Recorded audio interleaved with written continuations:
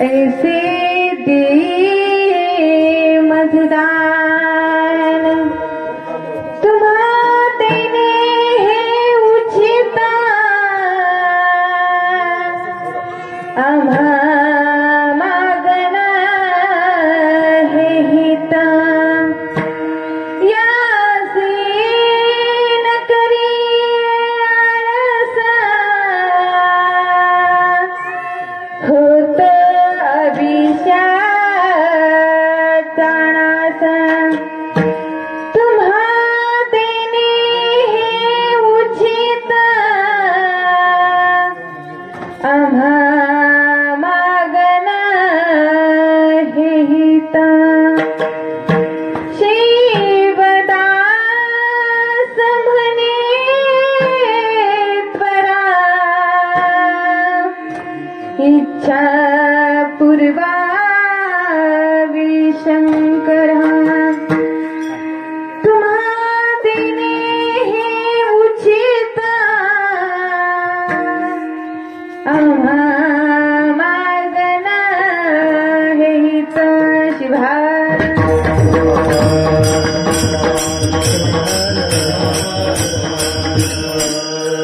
गुरुर्ब्रह्मा गुरुर्विष्णू गुरुर्देव महेश्वरा गुरुर् साक्षात् परब्रह्मा तस्मै श्री गुरुवे नमः तस्मै श्री गुरुवे नमः जय जयाजी सदाशिवा परब्रह्म दयानंद वैभवा नमो तुझ देवाधिदेवा परमेश्वरा जगद्गुरु आता नु इच्छते जी जगन्माता पार्वती आत्मजना उत्तम गती जीचे अनुग्रह वेदा परशिवा परब्रह्मा नेनवे तुझा महिमा साकार होण्याम्हा पूर्वीसे हेतू इच्छितो कृपे करुणा आधी नमो शिवगाना जी का अमर सर्वाहुना तयास प्रेमे शरण में तयास प्रेमे शरण में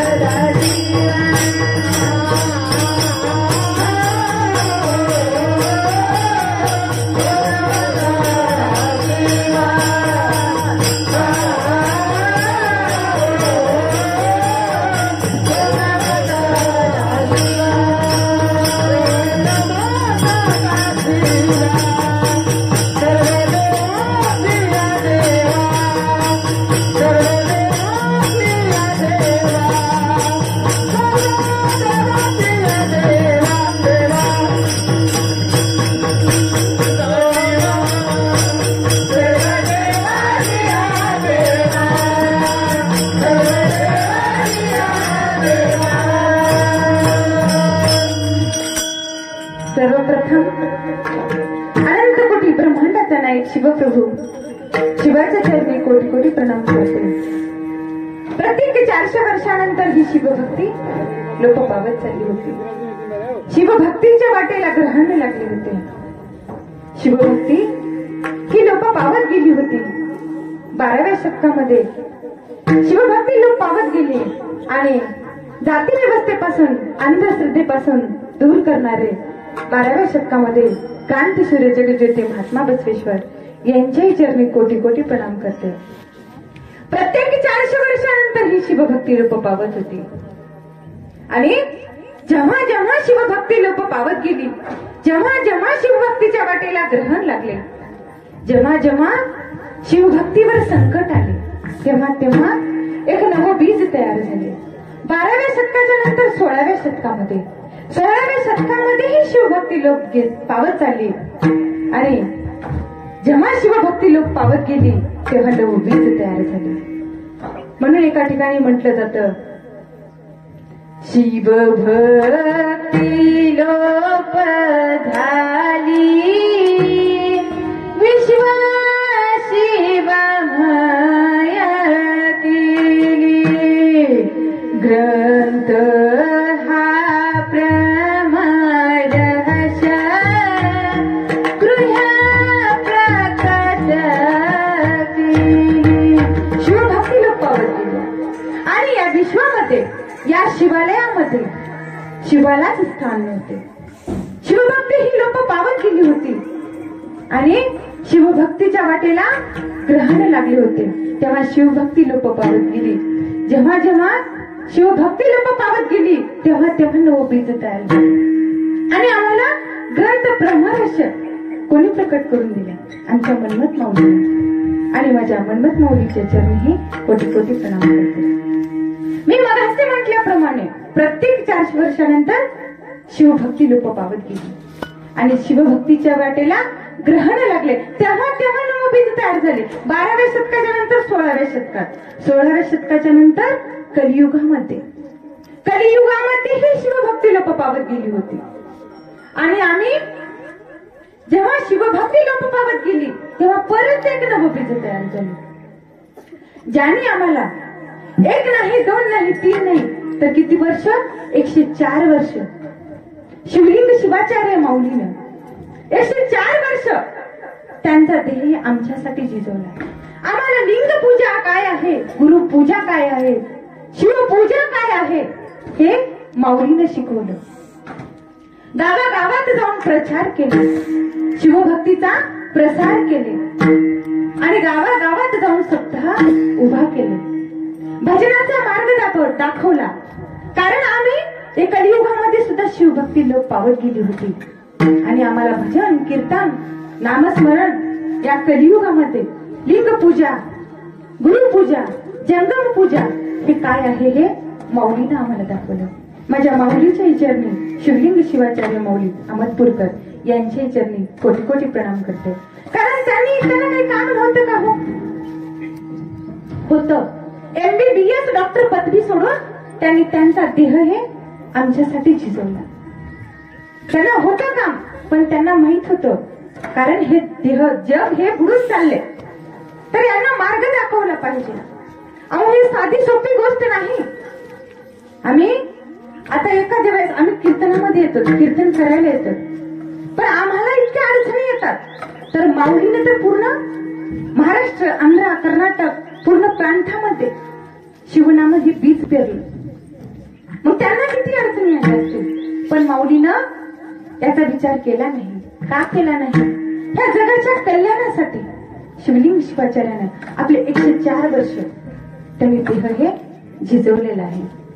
आणि त्यांनी तर तेवढं केले. मी फक्त येताच एक आजीबाई मला भेटल्या होत्या. त्या आजीबाईनं आमची गाडी थांबवली आणि म्हटलं, कुठे चालत? असं मी कीर्तनाला चालले. बाई म्हणली, मला थोडं नरशीपर्यंत सोडता का म्हणले. मी म्हणले ठीक आहे ताई बसा. मग ताईला आजीबाईला म्हणले, उन्हाच्या पारात तुम्ही कुठे निघालात? आजीबाई म्हणाले की मी पण तिकडेच निघालो. मग आजीबाई तुम्ही एवढे म्हातारा आहात तर तुम्ही काय, तुम्ही तुमच्या मुलांना कोणाला तरी घेऊन यायचं होतं ना. मी म्हटले त्याने म्हटले की बाई मला 3 मुलं आहेत, पण ते कोणी आले नाही. मी म्हणले तुमची मुलं काय करतात? तुम्हाला एकटं सोडलेत, मग तुमची मुलं करतात तरी काय? मग आजीबाईनं पहिल्या मुलाचं सांगितलं, माझा पहिला मुलगा डॉक्टर आहे म्हटलं, आणि दुसरा मुलगा इंजिनियर आहे म्हटले. मी म्हणले मग तिसरा मुलगा? बाय बाय बाय, त्याचं नाव घेऊ नको म्हटलं. का? आजीबाईनं म्हटल्या की त्यानं माझा तिसरा मुलगा तुझ्यासारखंच रोज एक बोंबलत फिरतो म्हणे. तेव्हा मला कळालं की मी रोज एक बोंबलत फिरते. तर शिवलिंग शिवाचार्यानं पूर्ण आपल्या आयुष्याच्या मध्ये घेतलं. महाराष्ट्र, आंध्र, कर्नाटक पूर्ण प्रांतामध्ये त्यांनी फिरले. शिवनाम काय आहे हे सांगितलं, सप्ताह उभा केले, तुम्हा आम्हाला विभूती लिंग गळ्यात घालण्याचा मार्ग दाखवला. शिवहार.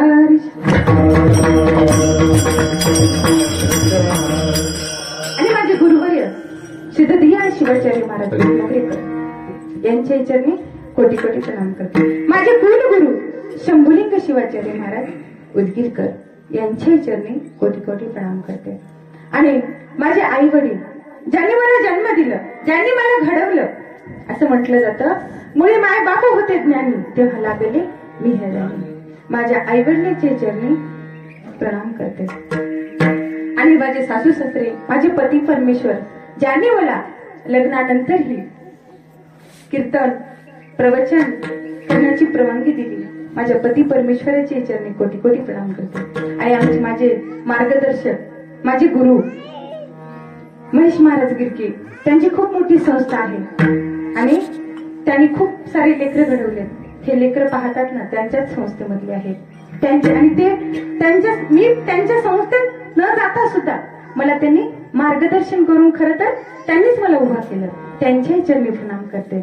माझे काकाश्री बेटमोगरेकर आणि आमचे चांदोळकर, आमचे गायक शुभांगीताई धमणगावकर, पेटीवाली मामा कोळगावचे, त्यांनाही आभार, त्यांचे धन्यवाद. आमचे मृदुंगाचार्य चांदोळकर सुरुवात करते.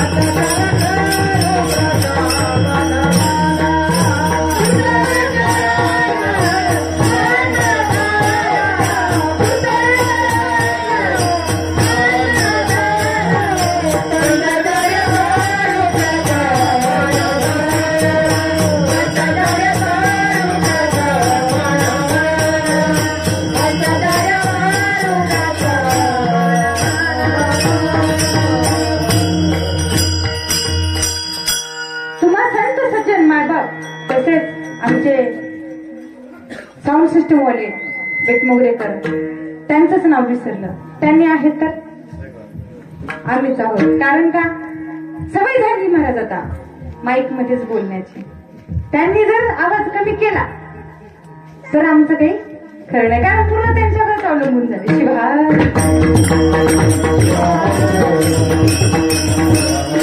त्यांना पण धन्यवाद. खूप सुंदर अशी साऊंड सिस्टम आहे. आणि आजचा हा 7वा दिवस, कितवं वर्ष आहे महाराज? वर्ष तिसरा ना, 3रं वर्ष. आणि 3ऱ्या वर्षामधला हा 7वा दिवस, अखंड शिवनाम सप्ताह चालू असलेला हा 3रं वर्ष आणि 7वा दिवस. आणि आजचा हा दिवस म्हणजे काहीतरी मागण्याचा. आमचं माझा भजनाचं काही सार्थक होणार आहे का? होऊ शकणार नाही. मनामध्येच कानात ध्यान दिलं, कारण मन असं चंचल आहे, मन असं चंचल आहे की मन कुठेही जातं. एक झाड होतं आणि ते आंब्याचं झाड होतं आणि एका व्यक्तीनं पाहिलं त्या आंब्याच्या झाडाला. मग त्या आंबे कधी लागतात हो? आता तुम्हीच बोला, लाईट गेली. आंबे कधी लागतात? उन्हाळ्यात लागतात. मग उन्हाळ्यात आंबे लागल्यावर त्या व्यक्तीनं पाहिलं आणि छान असे आंबे लागले आणि त्याचं मन कुठे गेलं? त्या आंब्यावर गेलं. त्याला वाटलं आता हे आंबे खावा वाटले. मग मन जाऊ शकते का हो तिथं? मन जरी गेलं पण ते तोडू शकतं का? आंबे तोडू शकतेत का? तोडू शकणार. मग त्यांनी काय केलं? पायानं त्या झाडाजवळ गेलं. मग पाय झाड आंबे तोडू शकतात का? तोडू शकत नाही. मग त्या मनानं डोक्याला सांगितलं, डोक्यानं हाताला चालना दिली आणि हाताने त्या झाडाखालचा दगड उचलला आणि आंब्याला मारला. आंबा खाली पडला. हाताने आंबा उचलला आणि खाल्लं कोण हो? तोंडाने खाल्लं. चव कोणी घेतली? जिभीनं घेतली. आणि जिभीनं चव घेतली आणि म्हणू लागली, वा, म्हणजे किती छान, किती गोड आंबा. त्या मनानं खाल्लं. मनानं जरी पाहिलं, मन जरी शरीराला तिथं नेलं, तरी खावं कोणी खाल्लं? जिभीनं खाल्लं. जिभीनं चव घेतलं आणि घेतल्याच्यानंतर त्या आंबा खाणं झालं. आंबा खाणं होत असतानाच मग त्या शेतकऱ्यानं पाहिलं आणि शेतकरी पळत आला. शेतकरी आता त्याला ठेवेल का हो? माझा आंबा का खाल्लास म्हणून त्याला मारणार ना. मग तो शेतकरी त्याला मारला. पण कुठे मारला? शरीरावर, पाठीवर. चूक कोणाचीही असो, मनाची असो, डोळ्याची असो, कानाची असो, कशाची असो, पण भोगावं कोणाला लागलं? शरीराला भोगावं लागलं. म्हणून संत मुखामध्ये नाम द्या आणि मनामध्ये ध्यान द्या. कारण का द्या? तर अभंगाचं दुसरं चरण, यासी न करी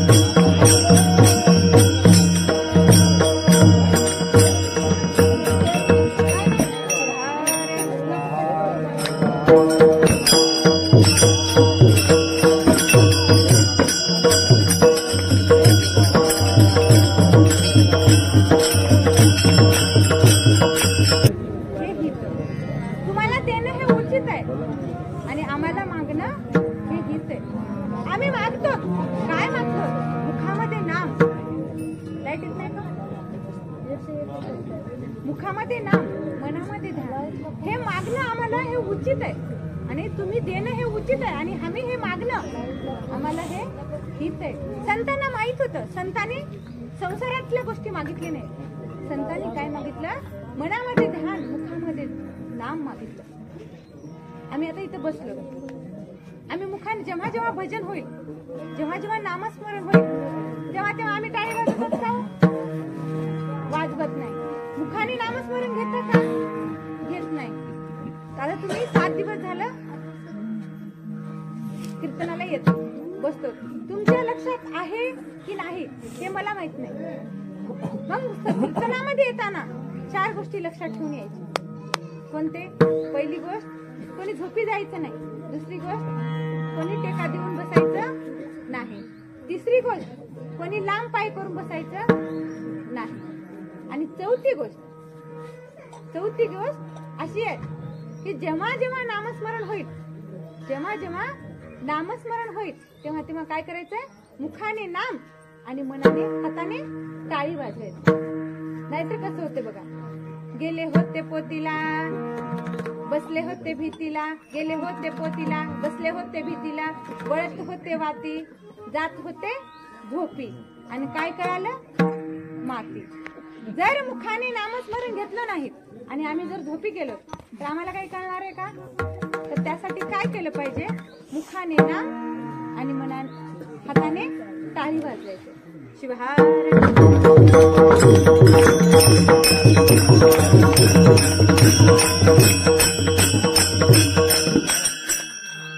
जेवढे माणसं आहेत, जेवढे हात आहेत, तेवढे वाजत नाहीत बर का.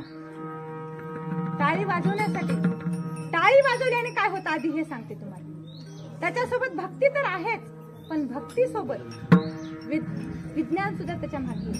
कारण का, हाताने जर आम्ही टाळी वाजवलो तर आमचं व्यायाम होते एका प्रकारे. अशी जर आम्ही टाळी वाजवलो तर आमची रक्तभिसरण सुद्धा सुरळीत चालते. तुम्ही बघा, 5-10 मिनिटं जोरदार कशी टाळी वाजून पहा. टाळी वाजवल्याने काय होतं? हे दबल्या जातं, आणि दबल्यानंतर हे जे पॉइंट आहेत ते दबल्यानंतर इथे दबले की शुगर कमी होते, त्याच्या पुढे दबले की बीपी कमी होते, अजून त्याच्या पुढे दबले की बीपी कमी होते. असे खूप काही आहेत. शुगर, बीपी, थायरॉइड सगळं काही कमी होतं. कशाने? टाळी वाजवल्याने. आणि जर कोणाला झाले नसतील त्यांना आयुष्यात कधी होतच नाही. मग त्याच्यासाठी मुखाने नाम घेतलं पाहिजे आणि हाताने टाळी वाजवली पाहिजे. आम्ही हे जरी एवढे जरी नाही तर ह्याच्या पुढे जाऊन सांगते, आम्ही केलं तेवढंच आपल्यासोबत येते. मग त्यासाठी त्या महिला मंडळासारख्या आमच्या भजन करत चला, नामस्मरण करत चला.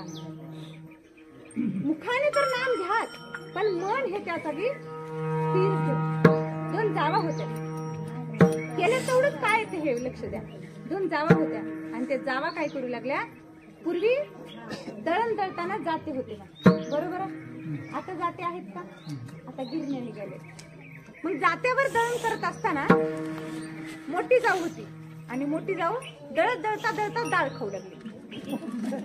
मग छोटीनं पाहिलं, पूर्वी जात्यावर दळण करत होत्या, आता ताई म्हणू लागले जावला. आधी अक्का म्हणत होत्या. त्या छोट्या जावनं म्हणलं, अक्का तुम्ही डाळ खायलात, पण सासूबाई बघितल्यावर दोघीचंही काही खरं नाही. त्या मोठ्या अक्कानं म्हणलं, तू आधी आलीस का मी आधी आली? तुला कळते की मला कळते? सासूला सांगण्यासाठी सासू येऊन बघावं लागतं, बघल्यावर म्हणावं लागतं सासूच येत नाही. काय येत नाही? तिथे येऊन दळू लागावं लागतं, सासूच येत नाही. मग त्यानं म्हटले, पण ठीक आहे तुम्ही खा, पण मी खात नाही. मग मोठी जाऊ डाळ खाऊ लागली, छोटी दळण करू लागली. दळण करणं संपलं, पीठ घेऊन घरी निघाल्या दोघी पण. आणि छोटीच्या कमरेवर डबा होता पिठाचा. जाता जाता नाली होती आणि नालीमध्ये पाय पडला, पूर्ण पिठाचा डबा नालीत पडला. मग छोटीने विचारलं, अक्का आता कसं करायचं? आता सगळं पीठ सांडून गेलं, आता कसं करायचं? म्हणजे मग मोठीने म्हणली, मी हुशार आहे, खाल्लं तेवढंच आलं. काय कळालं का? जेवढं खाल्लं तेवढंच आलं. मग आम्ही जर परमार्थ जेवढं केलं तेवढंच आमच्या सोबत येणार आहे, दुसरं काही येणार आहे का? येत नाही. मुखामध्ये नामस्मरण घ्या, मनामध्ये ध्यान घ्या. आणि म्हणून संत 3ऱ्या चरणात म्हणतात,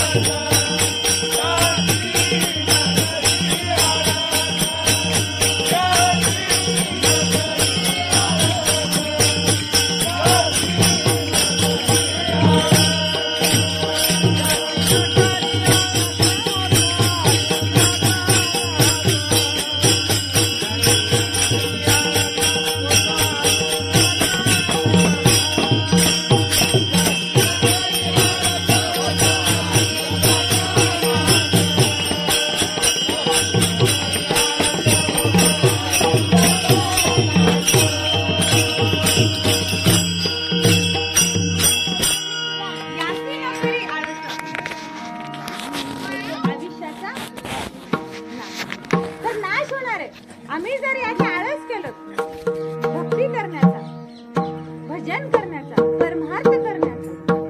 परमार्थ हे केलं पाहिजे, पण परमार्थासोबत खरा तो एकच धर्म, जगाला प्रेम आहे. तर नुसतं म्हणून चालत नाही, तर तसं वागलं सुद्धा पाहिजे. कसं खरा तो एकच धर्म, जगाला प्रेम आहे. जगाला सोबत प्रेमाने राहिलं पाहिजे. भक्ती तर केली पाहिजे, पण भक्ती सोबत इतरांसोबत कसं वागावं, कसं बोलावं हे सुद्धा ज्ञान आम्हाला पाहिजे. इतरांसोबत जर आम्ही प्रेमानं वागलो आणि भक्ती केलं, रोज पूजा करायला, आरचा करायला, सगळं करायला, पण जर दुसऱ्यासोबत, शेजाऱ्यांसोबत जर चांगलं वागत नाही, तर याला काही अर्थ आहे का? उरणार नाही. संत संत संत काय मागितले? तर मागितले वेळेस मुखामध्ये नाम मागितले, ध्यान मागितले, मन हे स्थिर मागितले. का? तर संतांना माहित होतं सुख कुठे आहे. तर संतांना एका सुख देईल शंकरा, शंकरा सुख देईल शंकरा, सुख देईल शंकरा, शंकरा सुख देईल शंकरा,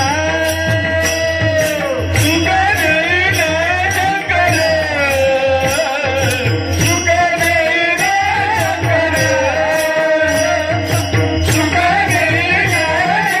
शंकरा,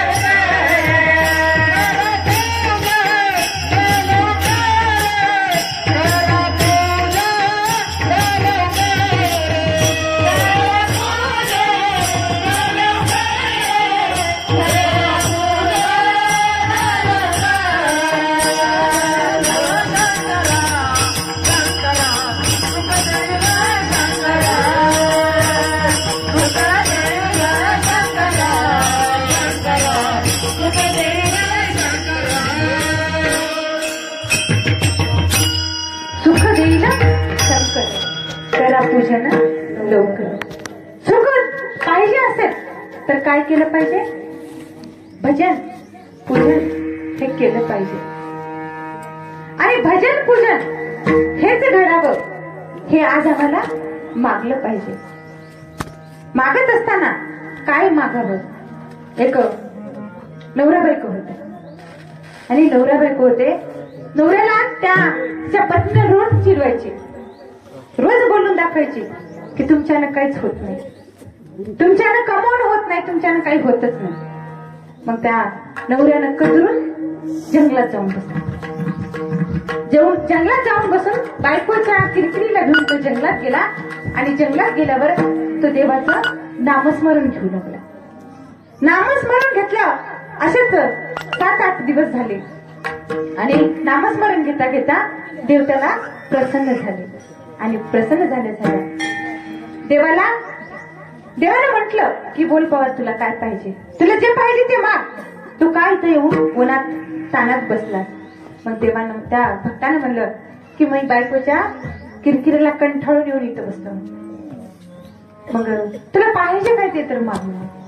तर त्या भक्तानं म्हणलं काही नको, डब्बी द्या. कशाची? चुन्याची. बघा आम्ही काय मागतो? तंबाखू आहे म्हटला आणि चुन्ना द्या म्हणे. तर आमचं मागणं कुठपर्यंत झालं हो? डबी चुन्ना ह्याच्या पस्तर आमचं मागणं झालं. देवाने म्हटलं डबी तर डबी काढली. देवाने तसंच म्हटलं डबी काढली की त्या भक्ताला देऊन टाकली. मग ते भक्ताने चुन्ना आहे का म्हणून उघडून पाहिला. उघडून पाहिल्या त्याला सोन्याची अंगठी निघाली. कशातून? त्या डबीतून. एक डबी त्या डब्यामधून एक अंगठी काढली की दुसरी अंगठी लगेच तयार. मग दुसरी काढला, तिसरी अंगठी लगेच तयार. त्या डबीमध्ये अंगठीच अंगठी. मग त्याला वाटलं आता काय नाही, आता मला बायको चिडवणार नाही, मला काही उन्हातून बोलणार नाही. आता हे डबी घेऊन घरी जाऊ म्हणलं. मग घरी आला, बायकोच्या हातात डबी दिला. बायकोनं बघितली, डबी काढली. डबी काढल्या अंगठी निघाली. परत काढली, परत अंगठी निघाली. जितक्या वेळेस डबेमधून झाकण उघडच्या तितक्या वेळेस त्या डबेमधून सोन्याची अंगठी निघू लागली. आणि अंगठी निघाली की ती श्रीमंत झाली. आणि ती रात्रभर अंगठ्या काढायची आणि दिवसभर जाऊन विकून यायची. अशी श्रीमंत झाली. आणि तिच्या मैत्रिणीनं पाहिलं आणि म्हणलं आम्ही दोघी तर सख्या मैत्रिणी, आणि ही कशी काय श्रीमंत झाली म्हणली. तिला म्हणले काय ग सकू, इथे सकू नाही ना, काय ग सकू, आपण दोघी सख्या मैत्रिणी, आपण काय सावत्र नाही, आणि आपण सख्या मैत्रिणी आहोत, आणि तू एका रात्रीमध्ये एवढी कशी काय श्रीमंत झाली आणि मला सांगत नाहीस म्हणली. मला सांग की म्हणले. तिनं म्हणलं की बाई तुला म्हणून सांगते, पाचच्या बायकाचे सर्वे बघा, तू एखादी गोष्ट जर गावात घडली, नवऱ्यानं जर म्हणलं कोणाला सांगू नको, तर ती दुसरी जवळ जाते आणि म्हणते तुला म्हणून सांगते, दुसरीला सांगू नको. तिला तिसरीकडे जाते, तुला म्हणून सांगते, दुसरीला सांगू नको. एक 10 मिनिटात गावभर चर्चा युट्यूब चॅनल पेक्षा फास्ट म्हणलं तरी चालतं. मग तिनं म्हणले तुला म्हणून सांगते, तू कोणाला सांगू नको म्हणते. माझ्या नवऱ्याला रोज भांडण केले म्हणते मी. भांडण केले की माझा नवरा 7 दिवस जाऊन वनामध्ये बसला आणि देव त्यांच्यावर प्रसन्न झाले आणि डबी दिला. आणि त्या डबीमध्ये अंगठी निघाली. तिनं म्हणली आता आपणही असंच करायचं. नवऱ्याला रोज किरकिर लावलं, तुमच्यानं काहीच होत नाही. शेजारींची बाई बघा भांडण केली नवऱ्याला, नवरा गेला वनात गेला की देव प्रसन्न झाले आणि त्याला सोन्याचा अंगठ्या तयार करायची मशीनच डबी म्हणून देऊन टाकून दिली. मग तिनं म्हणले, मग त्या नवराही कंटाळून गेला. 7 दिवस तपश्चर्या केला वनामध्ये. 7 दिवस तपश्चर्या केला की देव प्रसन्न झाले. देव प्रसन्न झाले की देवाला मागितलं. देवाने विचारलं काय पाहिजे मग देवाला मागितलं. काय नको म्हणला, मला डबी द्या म्हणला. देवाला प्रश्न पडला. पहिला भक्त आला होता, त्यानं पण डबी मागितलं, आणि ह्या भक्ताने डबीच मागितलं. तर हा ह्याच्यामध्ये डबीमध्ये आहे तर तुला ठीक आहे म्हणलं, डबी तर डबी. देवानं डबी देऊन टाकलं. मग डबी दिल्या की त्याला वाटलं सोन्याची अंगठीच असेल. डबी उघडून पाहिलं. डबी उघडल्या त्या डबीमधून निघाला वस्तारा, आणि त्या बाईच्या नवऱ्याची चप्पीच करून वस्त्र्याने. मग त्या नवऱ्यानं परत डबी काढणार, कशाला काढावं म्हणलं, आता वस्त्र्यानं अजून चप्पीच होईल, हाय ते तर गेलं सगळं. मग तो म्हणला आता घरी आला, आता हिचं बघतोच म्हणला. मग घरी गेला. घरी आले की घरी बायको वाट बघ लागते. आज 7 दिवस झाले, आता 8वा दिवस येणार आहे. आता नवरा घरी आला म्हणजे आता आधी डबी द्या म्हणजे. डबी देतो तुला, जरा थांब. शुभार डबी देतो, जरा थांब म्हणला. आणि नवरा रागात होता, पण आधी राग काढवता पोट भरणं, आधीच 7 दिवस उपाशी. मग त्या नवऱ्यानं विचार केला, जरा थांबला, तुला डबी देतो, सगळं देतो म्हणतात, नकर थांबला. मग जेवण झालं. शेवटचा घास खाणार म्हणलं की गावात एक माणूस मेलं म्हणून त्याला फोन आला. फोन आल्या तो आता जाणार होता मातीला. मग त्या पत्नीनं म्हणलं तुम्ही जा, पण आधी डबी देऊन जा. त्या तिच्या नवऱ्यानं म्हणलं थांब बाई, म्हणलं जरा थांब, डबी देतो, पण ह्या डबीला उघडू नको म्हणलं. त्या डबीतला कळत नाही म्हणलं की ते पुढची बाई आहे का माणूस आहे, त्याचं काम चालू होतं. मग तिनं मी म्हणले उघडतच नाही म्हणले, उघडत नाही म्हणले, पण आमच्या बायला कुठे दम राहते. त्यांनी काय केली, तिला काय केली, नवऱ्याला बाहेर जाऊ दिली. मग आता डबी काढावं म्हणली, पण डबी काढावं तर आधी उद्घाटन करावं म्हणले. आता मी एवढी श्रीमंत होणार आहे तर काय करायचं, उद्घाटन करायचं म्हणले. मग तिनं म्हणले सरपंचीन बाईला बोलवली. कशाला, उद्घाटन करायला. हळदी कुंकाचा कार्यक्रम ठेवा आणि उद्घाटन करा म्हणलं. मग आमच्यासारख्या कीर्तनकारालाही बोलवली. गावात एक नवीन लग्न झालं होतं, त्या सुनालाही बोलवली. पोलीस पाटलीबाईलाही बोलवली. सगळ्याच आल्या. काय ते पोलीस पाटलींचा रुबाब, नाकात नथ, पैठणी साडी, नवीन नवरी पण सजून नटून छिटून आली होती. आमच्यासारखे कीर्तनकार पण गेले होते. मग आता तिथं हळदी कुंकाचा कार्यक्रम. हळदी कुंकू घ्यायचं आणि डबी उघडायची. आता ठरलं. मग आधी मान कोणाला हो? गावातल्या पाटलीनबाईला. पाटलीनबाई पुढे आल्या. पाटलीनबाई पुढे आल्या डबी उघडल्या. उघडल्या त्याच्यातून काय निघालं? वस्त्र. 5 मिनिटात ओलरणार. मग आता तिने गप्पच बसली, पण पदर पांघरून घेतली आणि तसंच निघून आली. नंतर नवीन नवरी गेली. नवीन नवरी पण उघडल्या चप्पे. मग आता काय करा म्हणले. तिने कोणाला सांगितलं. तिने तसंच बाहेर निघून आली. आमच्यासारखे कीर्तनकार पण गेले. आपल्यावर पाळी यायला पाहिजे. मग ते कीर्तनकाराचं पण तसंच. सगळ्यांनी पदर घेऊन बसल्या. कोणी कीर्तनात पदर घेऊन बसत नाहीत, पण हळदी कुंकाच्या कार्यक्रमाला पदर घेऊन बसल्या. आता म्हणले सगळे आता घरी गेले. हळदी कुंकाचा कार्यक्रम संपला. तिला प्रश्न पडला, आता झालं म्हणले, आता जाओ घरी. रागाने सगळ्या घरी गेल्या. सगळ्या जाऊन पदर घेऊन बसल्या.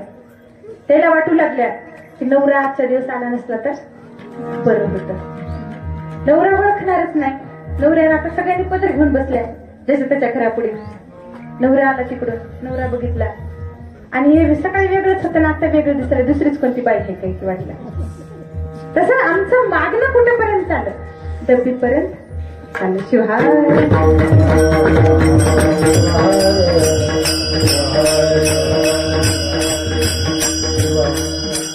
मागावं काय आणि करावी भक्ती.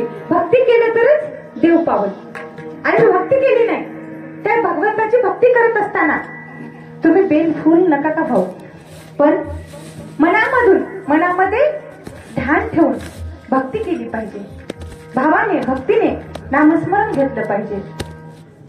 आणि आम्ही हे जर केलं तरच आमच्या आयुष्याचा नाश होणार नाही. म्हणून संत म्हणतात अभंगाचं शोध. शिवदास मने त्वरा, शिवदास मने त्वरा, शिवदास मने त्वरा, शिवदास मने त्वरा.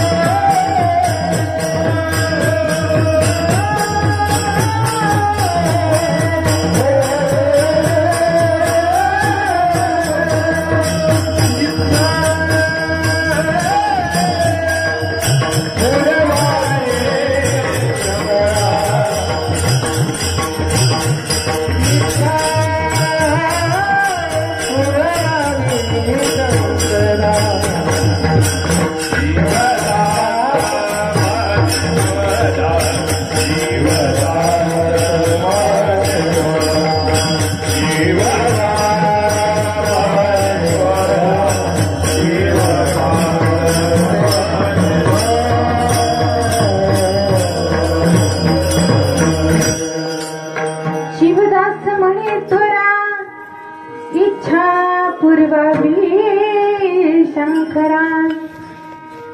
शोधात मौली अभंगाच्या माध्यमातून म्हणतात की मुखामध्ये नाम द्या.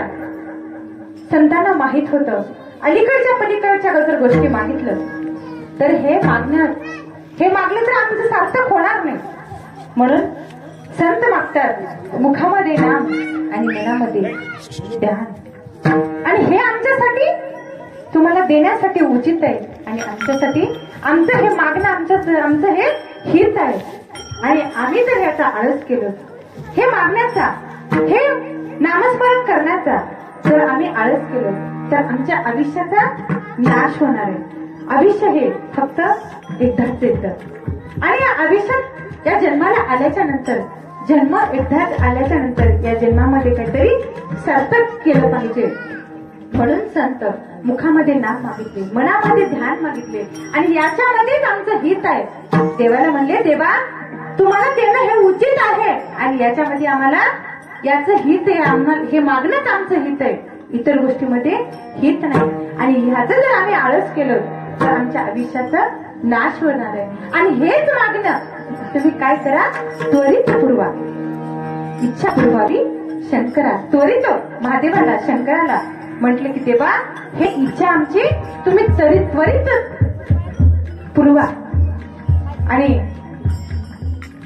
माझे झालेली सेवा माझे गुरुवर्य सिद्धदयाळ शिवाचार्य महाराज बेटमोगरेकर, शंभुलिंग शिवाचार्य महाराज उदगीरकर, तसेच गावकरी मंडळी तुम्ही मला सेवा दिली तुम्हा सर्व गावकऱ्यांचं तसंच आयोजक कमिटी संयोजक तुम्हा सर्वांचे आभार व्यक्त करते आणि सुंदर असे गायनाचार्य आमचे बेतमुगरे काका आणि आमचे तांदूळकर आमचे शुभांगी ताई तसेच मृदुंगवाले भैया पेटी मास्तर आणि तसं खरं तर माझी आज परीक्षाच होती काही की असं वाटलं वर्षभर कीर्तन केले पण आज माझी परीक्षा होती का होती असं वाटतंय की आज 12वीचा पेपरच आहे की काय कारण आमचे मार्गदर्शक आमचे गुरुच आमच्या असं माझं भाग्य समजते मी कारण माझ्या कीर्तनामध्ये नामवंताचे कीर्तनकार महेश महाराज गिरगी आणि त्यांना पण त्यांचं पण आभार व्यक्त करते आणि हे गायक मंडळी सुंदर असे महिला भजनी मंडळ गायक मंडळी सुंदर अशी साथ दिली आमचे मृदुंगाचार्य भैया पेटी मास्तर भैया तर तुम्हाला आवडलं ना माझ्या सगळ्यांना तर तुम्ही ह्या सगळ्यांच्या साठी धटाईला बोलले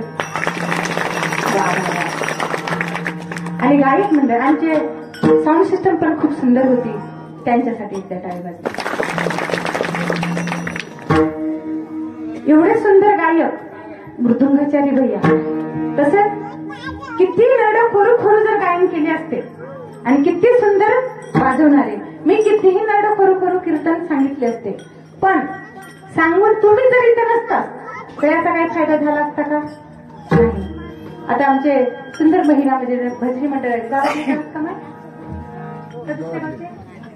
वा वा वा खूप उत्कृष्ट असं गाव आहे बरं का महिला मंडळाने पण खूप सुंदर अशी साथ दिली पण आता हे तुम्ही एवढे गायक जर हेच जर नसतील तर तुम्ही कोणासाठी गाऊन दाखवलं असतं त्यासाठी सर्व आमची भजनी मंडळ या महिला व पुरुष मंडळीसाठी टाळत होते आणि पुन्हाच एकदा माझे गुरुवर्य सिद्धदेव शिवाचार्य महाराज बेतवरकर आणि शंभुलिंग शिवाचार्य